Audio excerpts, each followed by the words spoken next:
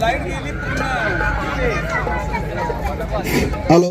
काय दिसत ना अंधारात तिथे डॉक्टर बाबासाहेब आंबेडकर यांची 134वी जयंती सालाबाद प्रमाणे पवार साहेब या ठिकाणी साजरी करत आहेत. त्या मनोवाद्यांनी आज जाणून बुजून सेक्टर 25 येथील लाईट घालवलेली दिसत आहे. कारण या डॉक्टर बाबासाहेब आंबेडकरांची जयंती दरवर्षी या ठिकाणी साजरी होत आहे.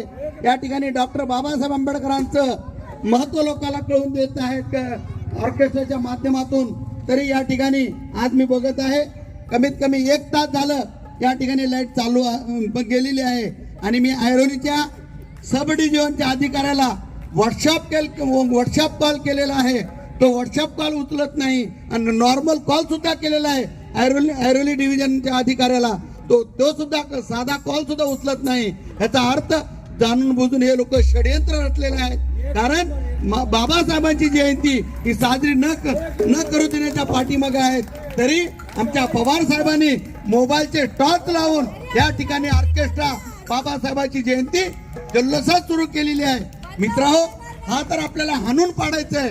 कारण लाईट नसल्यानंतर सुद्धा आम्ही डॉक्टर बाबासाहेब आंबेडकरांची जयंती करू शकतो हे आमच्या पवार साहेबांना या घंटलीमध्ये सेक्टर 25 मध्ये दाखवून दिलेले आहे.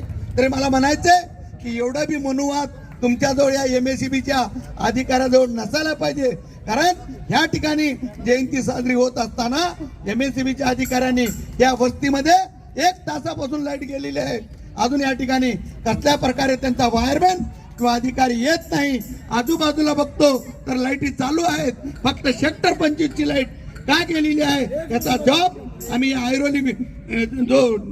ऐरोलीचा जो अधिकारी आहे त्याला जॉब विचारल्याशिवाय आम्ही राहणार नाही.